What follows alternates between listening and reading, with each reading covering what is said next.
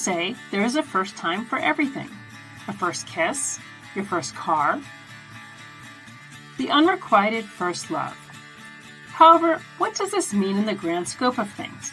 Are firsts more monumental because they are the first, or do we get better with practice? Do we remember our first as more important than they actually were, holding on to that magical moment as a mark of our past and future selves? Do our firsts outshine what comes next? On A First Time for Everything, we will explore with our guests their firsts and how those impacted the seconds, thirds, and even countless times after. Is the first the best or merely the beginning? Or worse, was the first the last because it was so bad? We will dig into the recesses of our memories and consider whether or not a first was the start of something amazing or something we'd rather not remember. Come along with me, Juliet Rose, as I put our guests in the hot seat to analyze their firsts and how they defined who they became. I promise you're in for a fun, although maybe bumpy ride.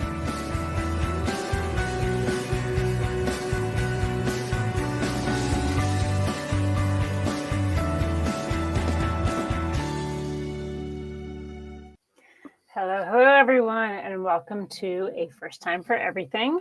I am your host, Juliet Rose. And please, if you guys are tuning in, please feel free to give us a like or a star. And tonight we're talking to S.M. Hillman. And will you tell us a little bit about yourself, what you have out there, and where people can find you? Thank you so much. Yes, I'm S.M. Hillman professionally, and I'm in two spots so far. The first is the Obscura urban fantasy anthology, which is where my first short story got published. I think there's still copies available on Amazon. And also my short story collection that I put out last year, I think, 2023, The Language of Skeptics, Dear Sean Letters #1. It's a collection of mostly of my rejected stories that were edited a couple times, plus one original. And kind of, it's a riff on the Dear John letter idea. Very cool. Very cool. And do you have a website or somewhere people can find you? Sure do. The Wicked plural. I think it's plural. Hold on. The Wicked. Wicked.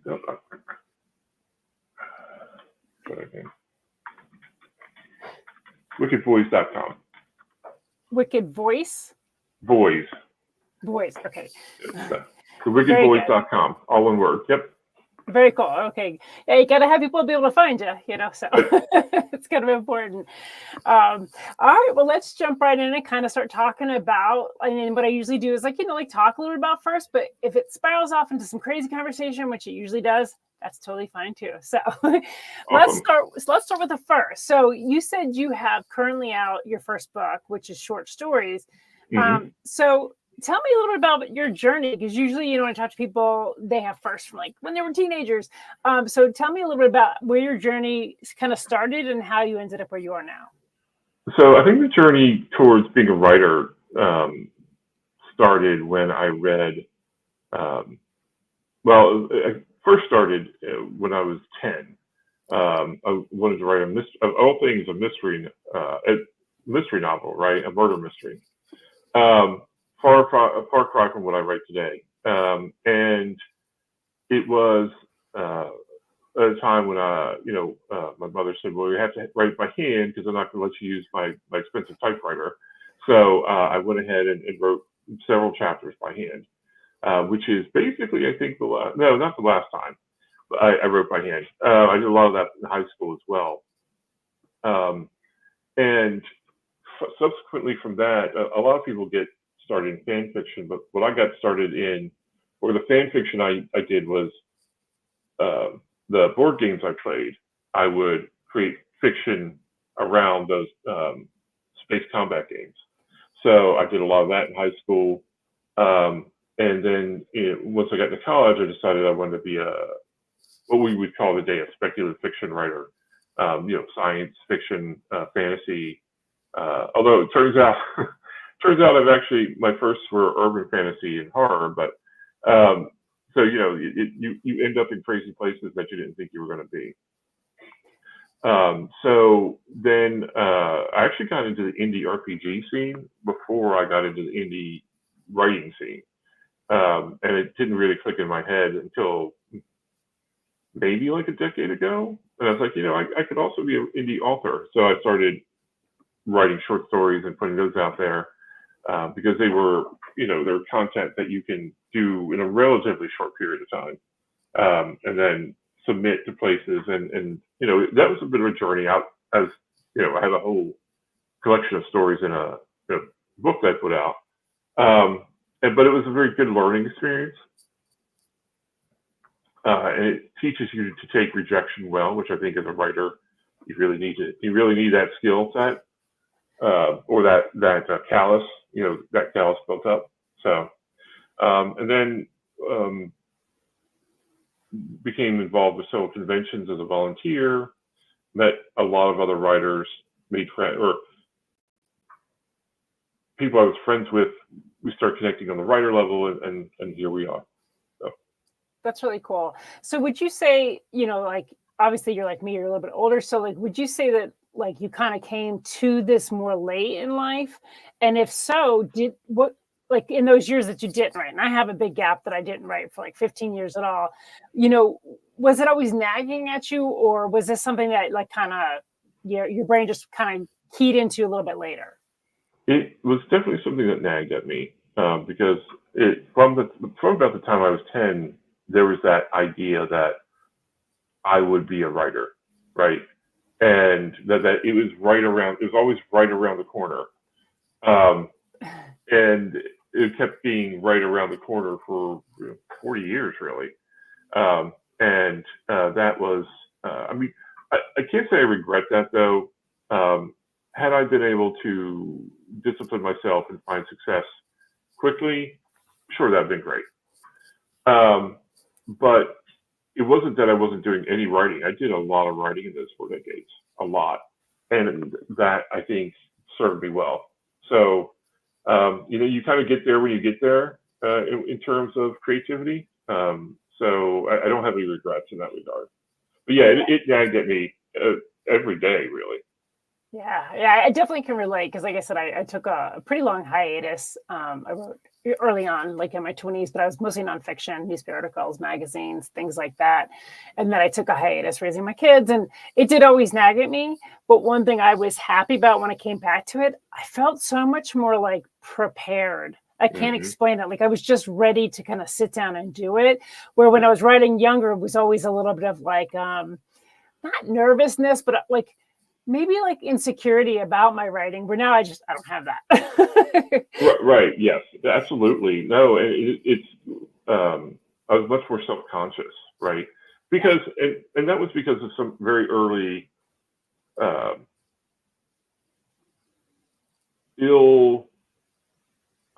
ill-delivered critique. Not that the critique itself was invalid, but it was just poorly handled and poorly given. And when people don't think, they read your first thing and they're like, well, you're never going to be a writer, right? You're never going to be a publisher, you're never going to do this. And it's just like, it was my first, this is the first draft, dude, right? It's not the final polished product.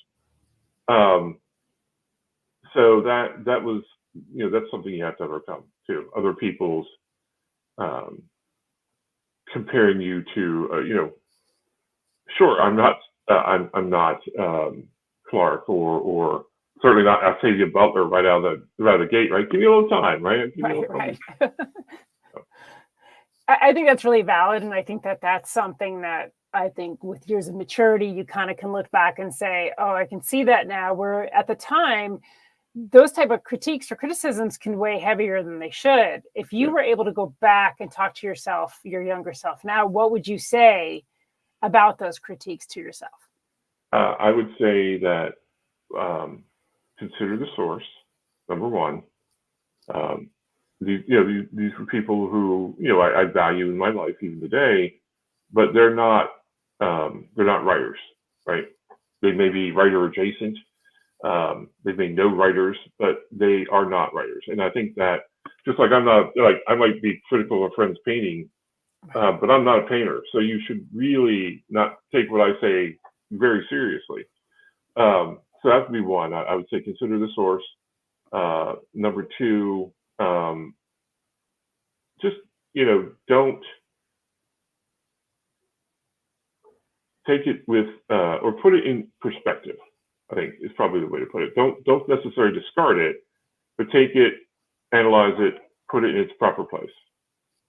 Yeah, I think that's really good advice. And it's interesting you talk about being like painting, and I also paint.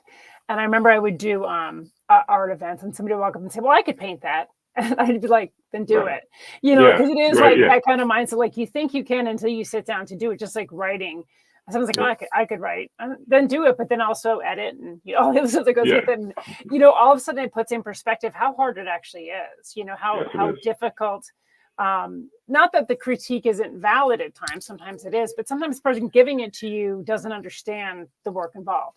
And so, Correct. So it's always good to say to yourself, okay, yeah, that's important. I'm glad you told me, but again, consider the source. Maybe you don't really know what I've already put into this. And I think that's really valid advice, especially for younger writers who are more insecure, are more sensitive to the critique that they get. One thing I always tell people is, look at any famous writer's reviews. Nobody has all 5 stars. So like ultimately we're all going to be critiqued. You just can't take it personally, and certainly don't let it stop you from doing what you want to do. Right. So let's talk a little bit about your first book. And I know, because I remember when it came out. So why don't you talk about, you said it came from, did you say rejected stories? Yep. All right, well, talk about that process and basically when you got rejected and then what you decided to do or change to publish that book. So it was many years ago, after a couple of rejections, where I was still feeling really good about myself because I'd been through the process, right? I wrote, I edited, I had someone edit it. I wrote, rewrote, sent it off, got rejection. And that process was like, oh, look at me, I'm a real writer now, right? But and then at the time, I was like, oh, I should probably just very offhandedly to myself, I should make a Dear John or Dear Sean collection, right? Of all the rejects. So it's been, coming a few years. I've got a couple novel or novella projects that I'm working on. I did get my first short story, accepted into an anthology, and very much the specter of 10-year-old Sean is like, oh, you got it now. It's time, you got to get that novel. Get it. You do your short stories later, get that novel written. And I'm like, it's not happening. I was transitioning jobs. I was, my little girl's getting older now. There are just a lot of upheaval. I'm like, look, you're just not going to finish it. You're not going to finish it in time. And while you're not finishing it, there are other things that you could be finishing that will build your confidence. So it was one part, what am I doing with all these stories? Because I admit, and I could probably have sent all these stories out again somewhere else, but most of them were multiple rejects. And I'm like, the chances are on the third try, there's diminishing returns. Not saying it's not possible, but there's a degree of diminishing returns. And they're my work. So I decided to put them all into a collection. Now, I didn't put every reject into this collection. There were a couple that were early on that I really liked, like 10 years ago. But reading them now, I'm like, no, this is garbage. Well, one of them was like, this is garbage. The other was like, no, you need a much more elaborate rewrite that would probably turn you into a small novella anyway.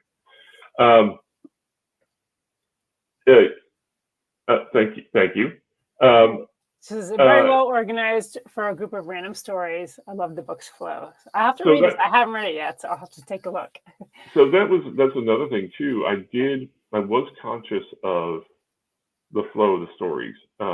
When I got my first acceptance and the anthology came out, and I was like, oh look, I'm the first story, and my friend and even though I've been a reader for 5 decades, I didn't really know that meant anything.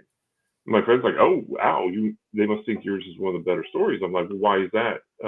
figured it was random or alphabetical, and he's like, no, the first story is usually it was the best or second best story in the anthology, considered by the editors, right? I'm like, oh, really? I didn't realize that. So that was a bit of an ego boost. So when I put the collection together, I'm like, okay, I really got to think about how these short stories are going to go together. And the titular story, The Language of Skeptics, is the last story, which I thought was appropriate. And then, of course, the one story that's not a reject, Sirocco, leads it off, because I think probably because Sirocco is the one I was very excited about. That's really cool. You know, I was thinking when you're talking about rejection and you know, years ago when I switched from writing nonfiction to writing fiction, which in my 30s I did, and I started sending out, you know, my stuff back then, you still mailed things out and you got letters back, you know, actual letters. I actually kept a folder of all of my rejections, because even though they were rejections, it was like a reminder to me that I had done the work, you know, like that I was doing this. And it's still like the weight of that folder meant something to me, even though they were rejections. It still had like this power of like, you're doing this, you're trying, you're putting yourself out there. And that was really important to me, because again, it was that step past that like insecurity of my 20s into like, this was my 30s. And I was like, I'm doing this, regardless if I'm getting rejected, I'm putting the work in, I'm trying, I'm putting myself out there. And that really meant something to me. And I carried that around for years until eventually one day I just tossed it because it wasn't important anymore. Right. But for a while they were talismans, right? It's like, this is my journey right here, this pile of letters, even if there's a certain negative connotation to them, they're still powerful artifacts of your journey. And I think that, and then, you know, but eventually you were like, okay, and I'm done.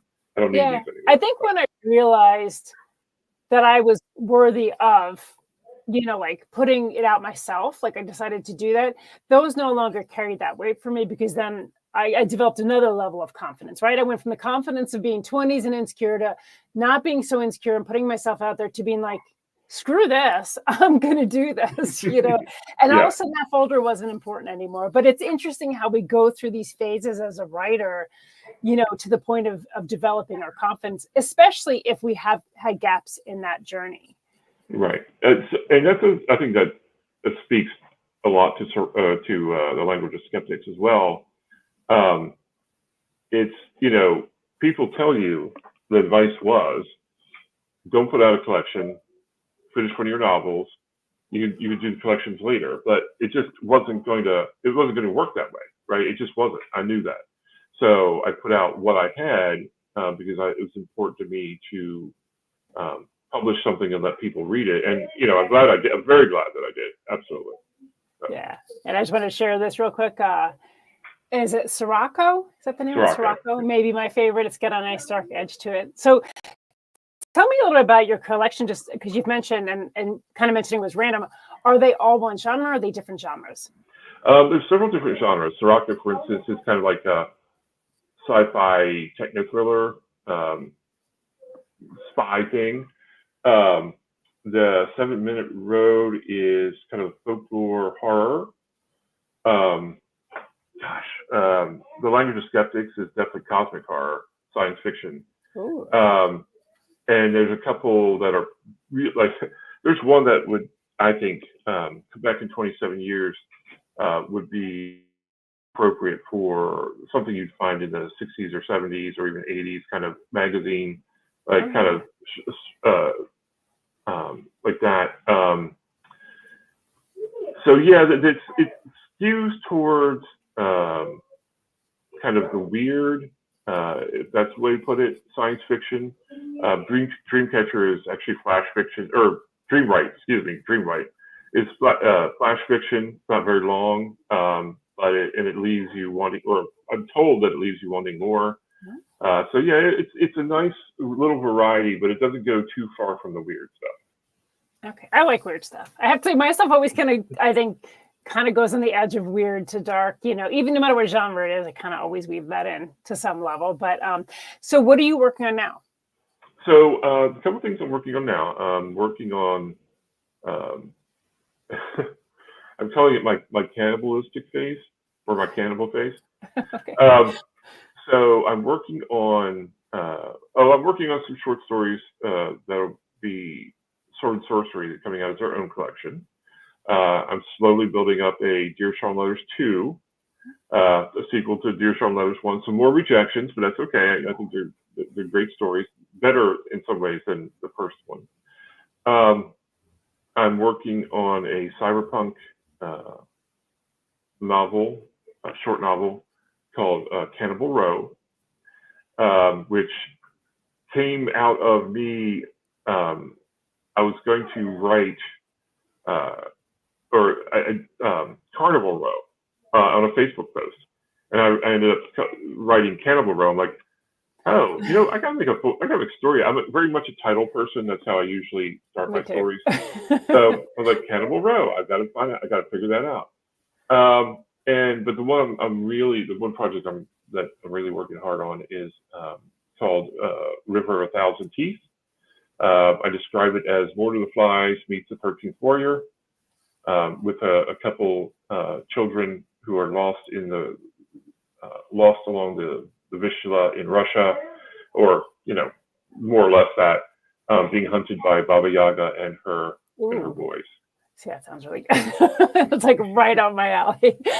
That's really cool. So one of the things I'm always curious about with creatives is like most creatives I know, have more than one creative hobby. So obviously you write. Do you do anything else that's creative? Sure. When it comes to, I play and design role-playing games. So that's very writer adjacent. So the two of those go pretty well together. But I'm always fascinated by the math and the dice and the mechanics, much more today than I have been. I am trying to learn how to play the bass, mostly unsuccessfully, but I'm still trying. That for sure. And I'm a very minor. I like to cook, and I'm pretty good at it.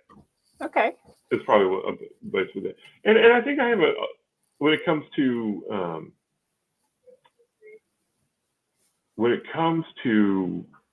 fiction and fandom, I wouldn't necessarily say it's a hobby as much as it is. I think I have a very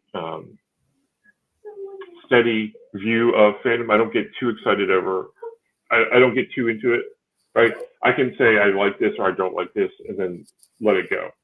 I don't have to rant across with very few exceptions, I don't have to rant across the internet telling you my feelings about it.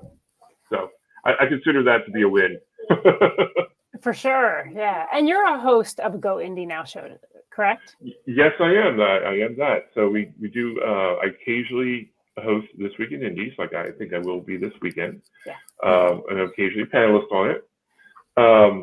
And on the Go Indie Network, we have Zero Means You're Dead, which is our podcast about indie role-playing games, which usually includes an interview with an indie maker, creative. And then Hit the Dice, which is our actual play, where I occasionally play or occasionally GM. I'm involved in that as well. That's really cool. Yeah.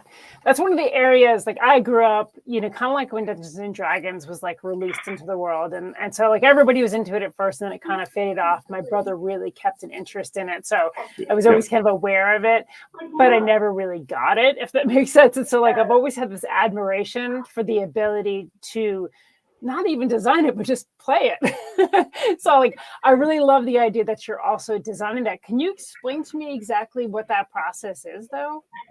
Sure. So role-playing games are much more than just the standard, what we would consider a dungeon or fantasy. Like you can role-play anything. Care Bears in My Little Pony. I know there's a My Little Pony game.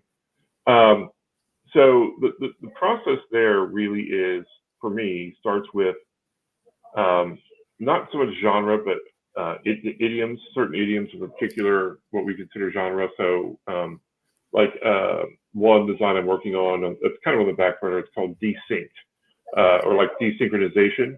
Hold on a second.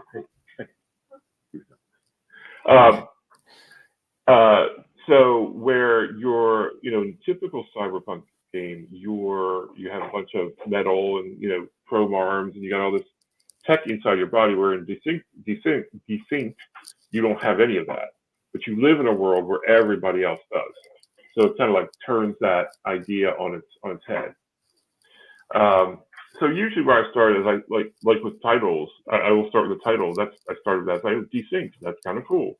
What are we going to do with that? And once I sort of have the theme, then I'll work on the mechanics of it. You know, what kind of mechanics will support the theme that I'm trying to develop.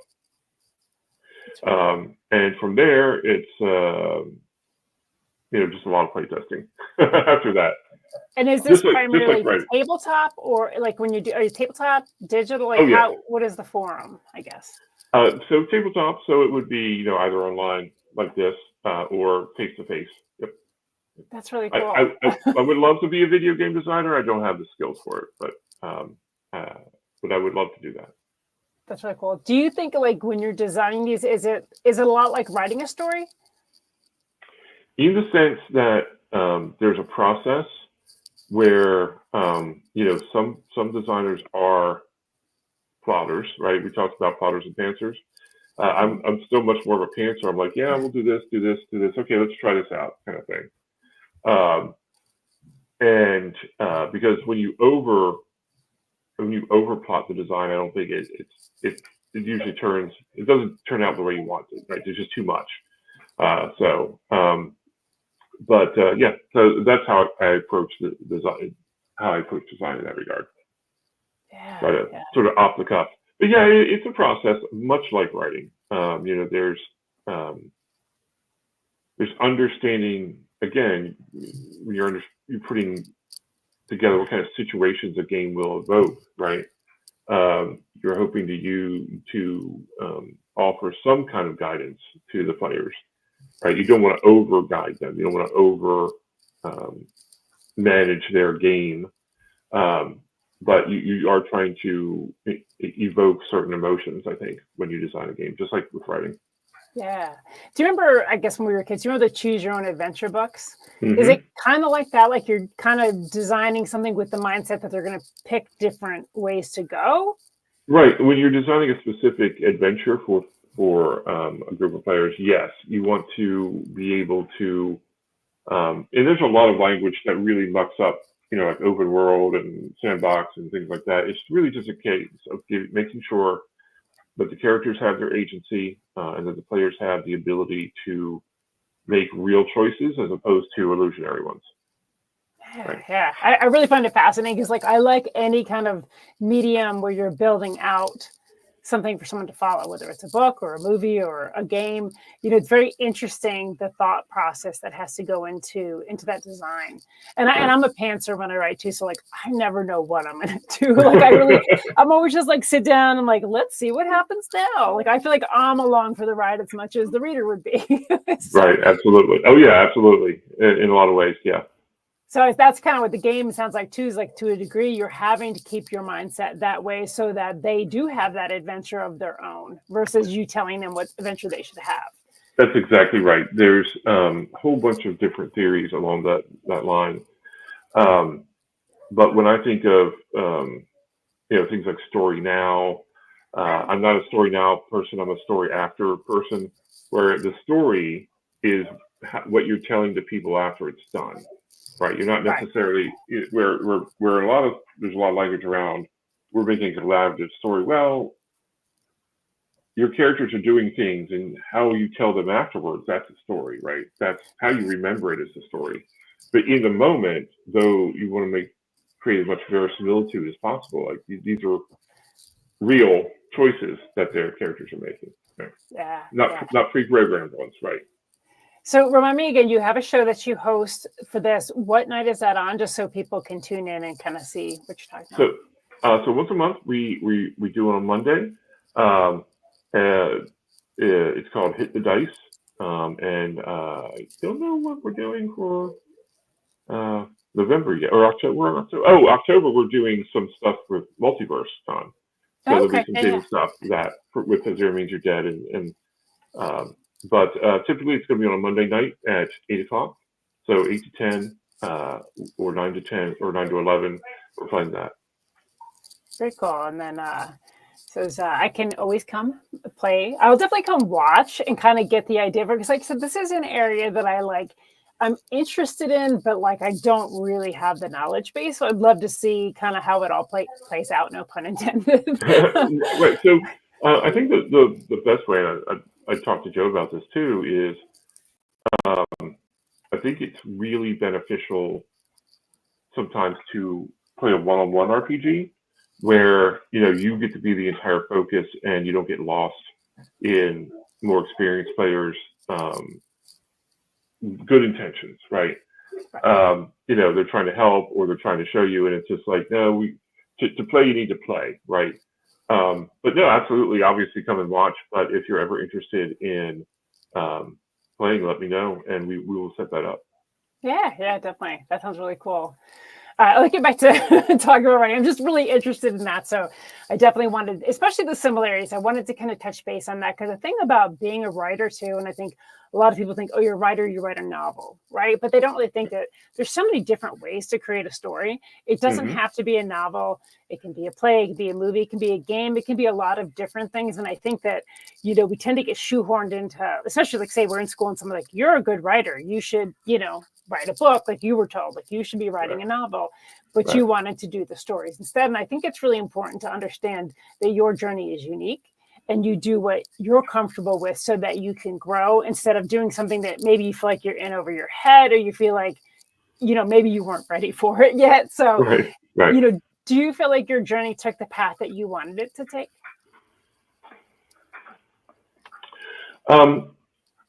To the extent that the main thing I had to overcome was understanding that the writing process was a process you had to be disciplined about.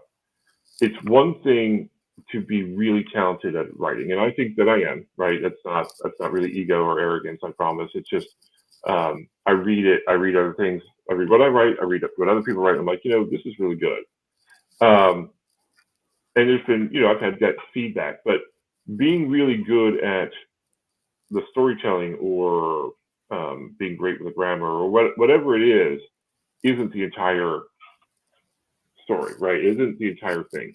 So there's a certain degree of discipline that I had to learn.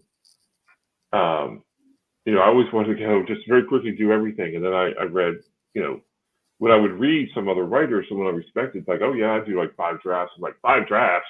I like doing 1 draft. I just want to get done. Who needs editing? Who needs an editor? I'm fine. So that was the biggest hurdle I had to overcome. So otherwise, yes, my journey wasn't as fast as I wanted it to be, and I had to learn that self-discipline. But once I did that, that sort of came into focus, helped everything else come into focus, right? The idea that I didn't have to be beholden to some faceless entity, the big 4, or the big 4 now, I guess, big 3, big 4, or even the fantastic smaller and medium-sized publishers or magazine or something. I didn't necessarily have to be beholden to their judgment, because you can write a great story or novel, and the editor who gets it just might not be their thing, right? It can be very hit or miss, right? So you not only have to be good, you have to make sure you're aiming your stories at the right people, and that can be difficult, right? It's often a crapshoot unless you know people, but even when you know people, it's not guaranteed. Yeah. So, but the simple answer is yes. It more or less didn't go as quickly as I wanted, but it has gone. It has gone more or less the way I wanted it to. Yeah. Yeah, and I think that's a really good point to make, is that like when we're submitting to other people, we're really up to like their discretion, in the sense of what they're interested in, what kind of day they're having. Maybe they got stuck in traffic on the way into work and they're just not in the mood to like read anything, Yeah. Maybe they've had a few glasses of wine and they are like, you never really know. So like a lot of it is subjective. And so it is important to like not take it personally. Like if they give good critique and say, hey, work on this, or I really like this, but maybe this area can be strengthened, that's definitely valid. But I think it is important to understand that they're still just human beings. They're not the end all be all, type thing. They really still have opinions that aren't necessarily the opinions of readers. And so that's really important to like accept. I'm curious though, like, because you are a little bit of a pantser like I am, what is your process? Like, do you have a set time of day you write? Do you have a certain expectation of yourself to complete things in a timeline, or how do you handle that? I usually beat myself up because I'll sit down and in 2 hours I'll put out 3,000 words, good words, right?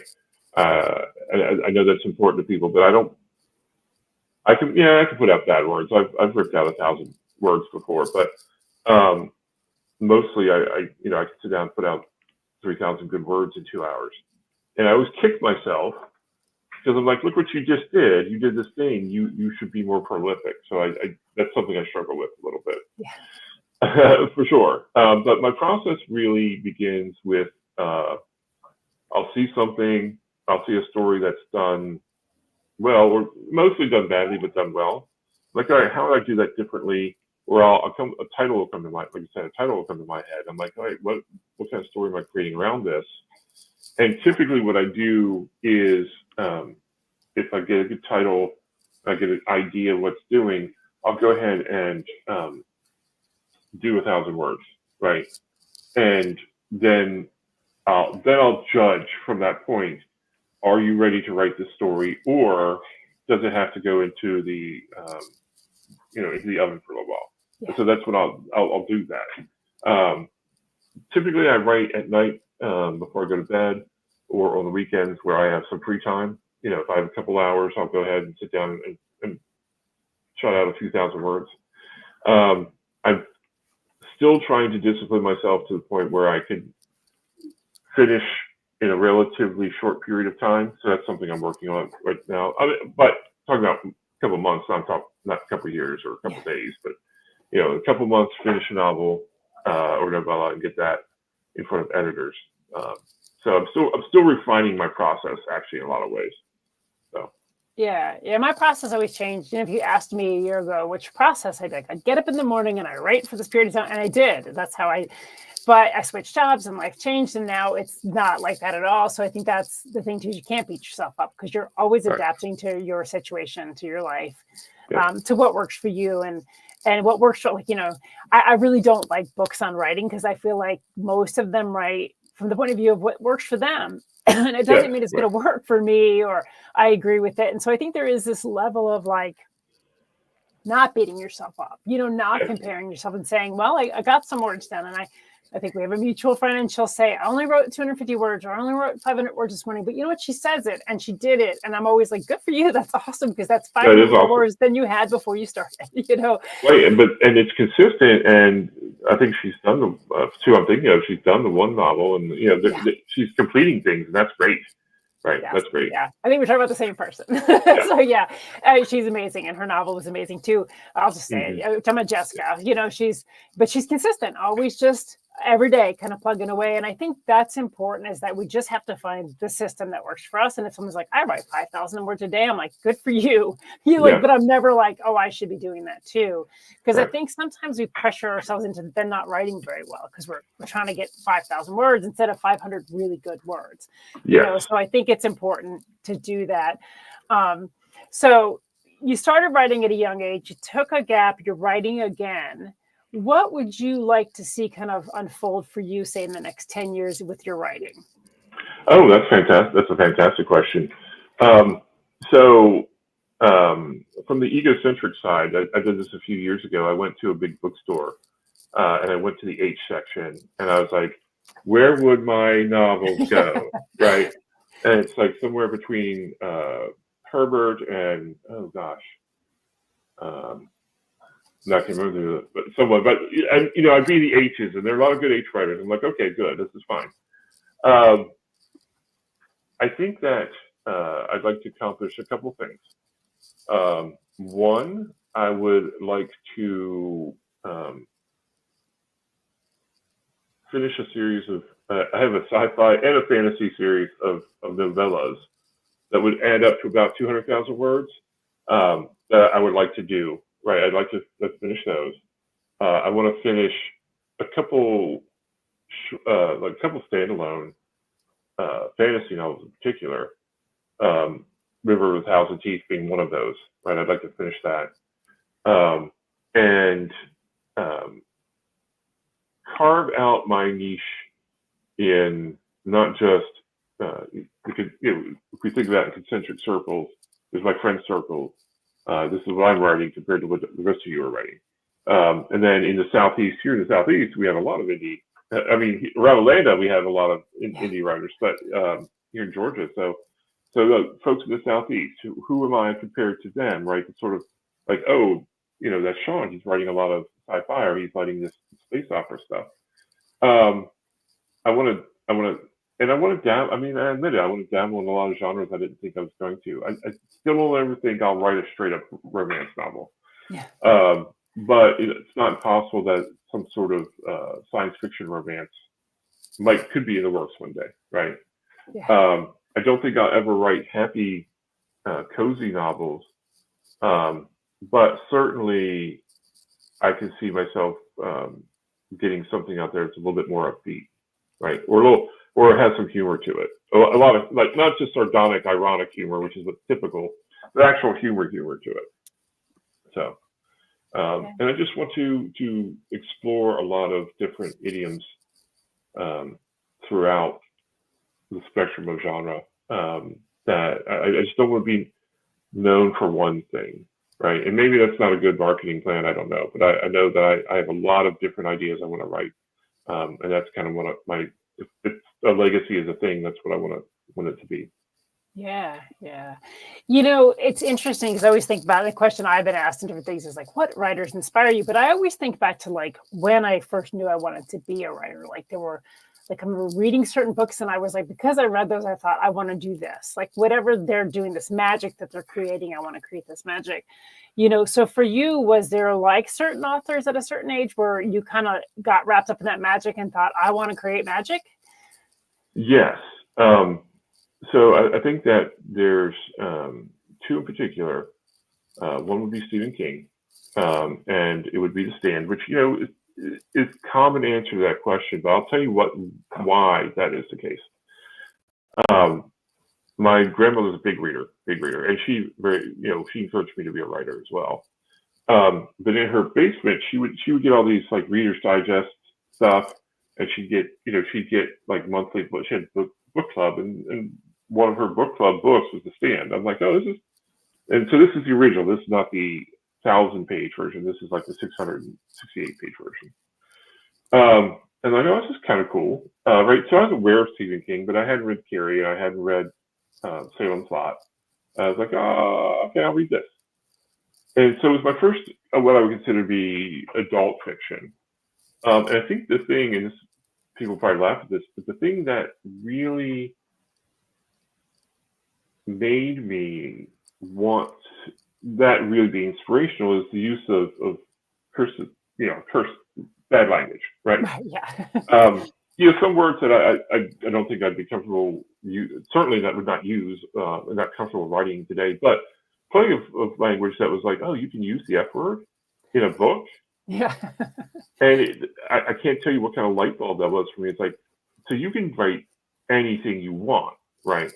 And if we think about how many times a book is censored, or how much censorship happens with literature, even back in the 80s, I was aware of censorship, because if you're role-playing the Satanic Panic and people literally burning D&D books, and I'm like, wow, you can write anything you want. So that was very powerful for me. The other one was Tom Clancy, and I've read 2 Tom Clancy books, The Hunt for October, which I enjoyed, and read Storm Rising. I've read 3. Read Storm Rising, and as someone who's a big history, big studier of history, I don't know if fan of history is the right word, but I studied history quite a bit, and of course it was the Cold War at the time, and I thought, well, this is so much better than The Hunt for October. And stylistically, I think that King and Clancy had a big influence in those days. But subsequently, there would be others as you move on. I guess the last one too. I'd asked my parents to get me a science fiction novel at the store, right? And so they brought home a Star Trek novel, and I really, for a long time, I read a lot of the early '80s and '90s Star Trek novels. Many of which were very good, many of which were really good science fiction. Some of them were not great, but they were still fun reads. And so they had a big influence on me as well. Yeah, it's interesting because, like, I think as a writer, I can look at my style of writing or what I write, and I can definitely look back to those authors that kind of influenced me and see, not that I've taken their style of writing, but how they influenced me on certain things. Like, I'm really character developed. And one thing I loved about Stephen King, and I love The Talisman, that was the one that really just spoke to me when I was younger, was the character development. He could write all these crazy things and horror things, but you really connected to that character. Like, you wanted to root for them. And that I can see has impacted how I write. Octavia Butler, another huge fan, author I'm a huge fan of. And same thing, I can see certain things, the way she does things, influenced how I write in the sense of, because those things were important to me, they're also important to me as a writer. Do you find that in how you write now, that a lot of that was influenced by what you liked about those authors? Yes, absolutely. I think Octavia Butler is another one. If I could be half as good a writer as she was, yeah, she's brilliant. I'd be very happy with it. I think that's true. They're not just, and it isn't just influence over how I want to write, but it keeps the spark alive, right? When I discover a good writer, that is inspirational for me. It's like, oh, you can keep going, right? You can keep doing this thing because here's something else. Here's someone else that you can pull upon their style or their choices as a writer, and integrate that into what you're doing. Right? Michael Moorcock being another one of those. Oh, yeah. I was going to share Anita's comment too. She just said, Tom Clancy knew how to craft a tense plot. That was for sure. Yeah. Yep, agreed. Yep. Very much so. Hide that real quick. Yeah. So, like for me, we think about different writers and we think about different influences. A lot of it has to do with, I think, and again, you're not borrowing from them, but more like, the feeling you get from stuff. Like when I would read a certain book and I'd put it down, I think I loved that feeling. Another one for me was Essie Hinton when I was really young, and she wrote The Outsiders. But one of the books I really loved was That Was Then, This Is Now, because at the end, it didn't end in a way that I threw the book across the room. Like I was so upset that I really, like, that was important to me, was to like that feeling. Cause I still, this is decades later, I'm talking about many, many decades later, I still think about it, and that was one of the things I was like, I want to be able to do that. I want someone to be like fresh. I don't want them to just be like, I love the book, it was great. I want them to be like, I hate it to a degree, throw it across the room because it made an impact. It isn't about being just the most amazing story as much as it is, I want to make an impact on the reader. And do you feel that way? Yes, you want to make an evoke an emotional response from the reader. Much the way you try to do that as a game master, not talking design specifically, but at the table, the techniques, working within the structure of the game, you want to, you're ultimately, you feel good when a player genuinely laughs at either themselves or the situation, or even is brought to tears, like because you kill, their favorite NPC dies, is a great example. And it's like, oh no,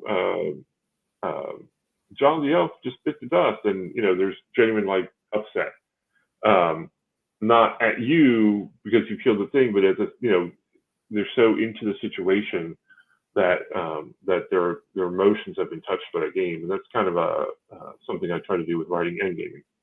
Yeah, it's a powerful thing. Like when you get that kind of response from either a reader or a gamer, they have this, visceral response to either, your writing or your creation. It is really powerful, but not like a almighty way, but powerful in a humbling way. You think, oh my gosh, like this came out of here and somehow had an impact on somebody. That is really beautiful. Yeah. So, it's funny. I mentioned Sirocco earlier. I was doing a reading, I think on one of the This Week in Indies, and I read some parts, so like 5 minutes, the first part of Sirocco. And one of the other writers on the panel was like, "Oh yeah, I love that." Right. And I was thinking the whole time I'm writing it or I'm reading, I'm like, wow, this is incredibly violent. I crafted an incredibly violent story. And then this other person's like, oh, I love that. So it's like, okay, good.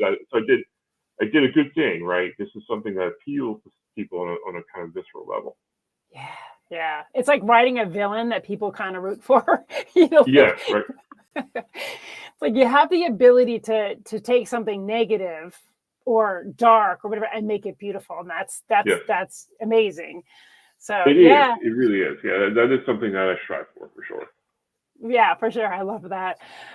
Okay, well, we're going to play a little game, and so I'm going to pull up I call it the Wheel of Death, but it's really not. Uh-oh. So it's just our wheel of fun, random things. So let me really quick get that pulled up. Okay. And we will. All right, can you see it? I can see the Wheel of Death. Yes. Okay, let's spin it and see what we get. Oh, this is one I actually was hoping to land on for somebody. So this is first solo purchase. Okay, so let me stop sharing. Okay.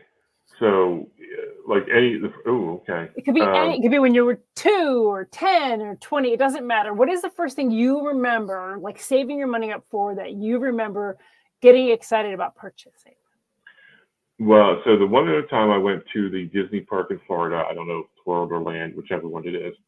My grandmother gave me $10. I remember going there, and for $7 they had these cap muskets. So you would put like the cap gun. So you put the cap in the musket, and you go back and fire it. And I was like, oh, I spent so 70% of my money went to buy that musket. And I was so happy with that. I love that. My first thing was actually I saved up for a skateboard. I was 10, and I was a really rowdy child. like don't see that in me, but before I skateboarded, I roller skated when I was really little, and then I went through this phase of running in front of cars. That was my thing, to see how close I could get without getting hit. So yeah, gotcha. From there I did buy a skateboard, and that kind of gave me the same thrill. So which is probably a lot better, I think so. So yeah, I still remember to this day, and I actually remember saving money and buying 2 because I really wanted someone to skateboard with, because I was in upstate New York, wasn't a huge skateboarding community, and I really wanted to. So I bought a friend one. She didn't really skate, so yeah, gotcha. that was my first. Excuse me. All right, let's go back and we'll do another one. All right. And I got to click off the first one.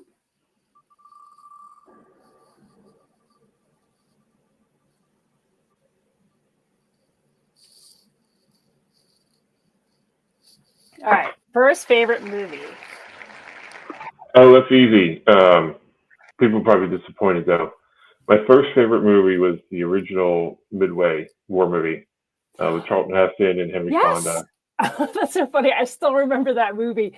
I went to see it in the theaters with my stepfather, and it traumatized me. But I remembered it. That was it. Right. Yeah, I remember distinctly the first time I saw it. I walked into the living room. I guess I must have been 4 or 5, whatever it was, and I remember seeing one of the Japanese pilots. I'm like, oh, this is kind of cool. What's going on here? And from there I was like, oh, this is great.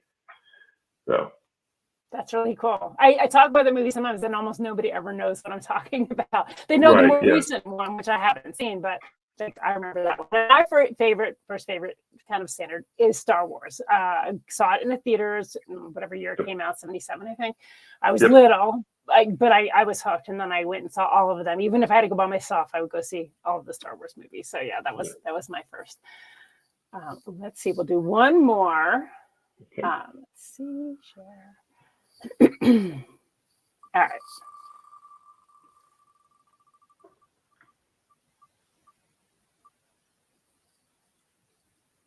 All right. First idol. Oh, that's easy because she's still my idol today. Stevie Nicks. I didn't know anybody, like people on the radio, and I really wouldn't know. I know the song, but I wouldn't know the band, and I wouldn't know the singer, and I wouldn't know anything about them. Two in particular stuck out. Michael Jackson, because he was it's so distinctive, even when he was younger. But even when it was a Fleetwood Mac song, I knew it was Stevie Nicks, right? How I knew it was Stevie Nicks, I can't tell you the first time I heard her sing. But yeah, from the first time I heard her sing, I was hooked, right? So she was always and has always been my favorite celebrity in that regard. Hey, that's awesome. I love that. So mine's weird, and it's actually weird because when I was a kid, I was so weird. I saw Convoy with Chris Christopherson, who recently passed away. Mm-hmm. And I loved that movie so much and him so much in it that I wanted to be a truck driver. For like years, that was what I was going to do. I was going to grow up and be a truck driver. Then I eventually realized what that actually entailed, and I was in Hollywood and didn't end up doing it. But yeah, so it's funny that kind of came up just because he did recently pass away. And of course, my first thought was like, oh man, I remember like watching Convoy and just loving that movie when I was a kid. So yeah. Oh yeah, for sure. No, I get that. Absolutely. Yeah. Awesome. Well, we're about to wrap up, but I wanted to have you go ahead and if you can go ahead and remind people again when your show is and how they can find you online. Okay, so you can find me online at thewickedboys.com. That's my website and has a blog. You can also find me on Facebook in the Writing Troupe. I'm the co-moderator there with Vanessa. And you can find me here on the Go Indie Now Network, occasionally hosting This Week in Indies, occasionally being a panelist on This Week in Indies. But the two shows that I host the most are Zero Means You're Dead, which we should have a new one out here soon. I know Joe is waiting for me to finish my work on that. Zero Means You're Dead is just our indie podcast talking about indie RPGs. And Hit the Dice, which is our actual play where we actually play indie RPGs with a group of, it's getting to be kind of a standard troupe of players, but we're always open to new folks. So.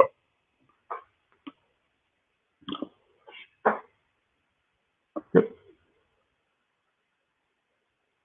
Oh, I think we might have lost Juliet, so we'll give her a moment to come back.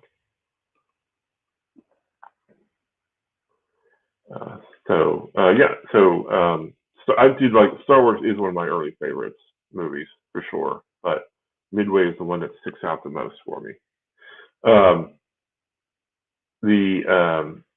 Some other first, kind of getting back to the first purchase or solo purchase. Another one of my early solo purchases was I saved up $11 to buy 3 Star Wars figures when I was young. So there's a good Star Wars tie-in right there.